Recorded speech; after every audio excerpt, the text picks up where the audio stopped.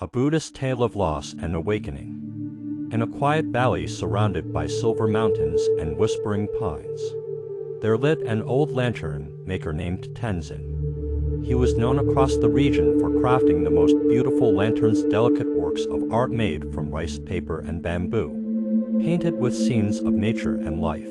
Tenzin lived alone in a small wooden hut near a monastery. He had once been a father and husband, but many years ago, a plague swept through the valley and took his wife and only son. Since then, he had lived in silence, speaking little, pouring his sorrow into the fragile glow of his lanterns.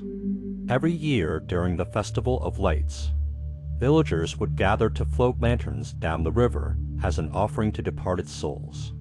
Tenzin's lanterns were always the first to be placed on the water, his way of remembering his family. One autumn evening, as the mist rolled in from the mountain pass, a traveler arrived at Tenzin's door. She was a young woman named Soma. Her robes tattered, her eyes hollow from exhaustion.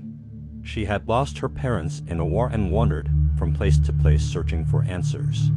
"I heard that you make lanterns that carry prayers," she said. Tenzin nodded but said nothing. "Then teach me," Soma whispered.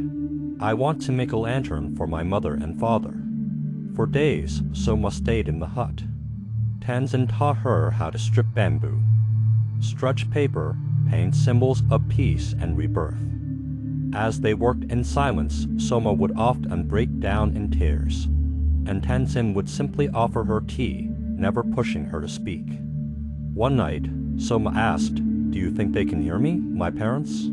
Tenzin, after a long pause, replied, "The dead do not need to hear you. You need to hear yourself." She looked puzzled. "Grief," Tenzin said slowly, "is like fog. The more you chase what's lost inside it, the more you become lost yourself." Soma was quiet. "Then what do we do with it?" "We light a lantern and watch it float. We let go, not because we don't love but because we do." When the Festival of Lights came, Soma and Tenzin stood by the river. The villagers murmured prayers as hundreds of lanterns began drifting down the water. Tenzin handed Soma the lantern she had made, a simple thing with golden cranes painted in flight.